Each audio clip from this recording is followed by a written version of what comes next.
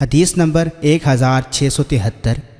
ایک اور سند کے ساتھ بھی یہ روایت منقول ہے، اس میں یہ اضافہ ہے، پھر اللہ تعالیٰ اپنے دست مبارک پھیلاتا ہے جیسا کہ اس کے شایان شان ہے، اور فرماتا ہے کہ کون ہے جو اس کو قرض دے جسے فنا نہیں اور نہ ہی وہ ظلم کرتا ہے۔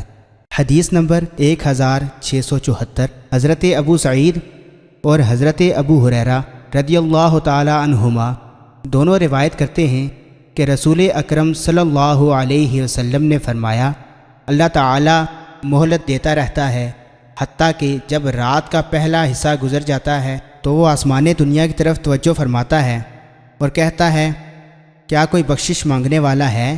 کیا کوئی توبہ کرنے والا ہے؟ کیا کوئی سوال کرنے والا ہے؟ کیا کوئی دعا کرنے والا ہے؟ یہ سلسلہ صبح ہونے تک جاری رہتا ہے۔ حدیث نمبر 1675۔ ایک اور سند سے بھی یہ حدیث منقول ہے، لیکن پہلی روایت زیادہ مکمل اور مفصل ہے۔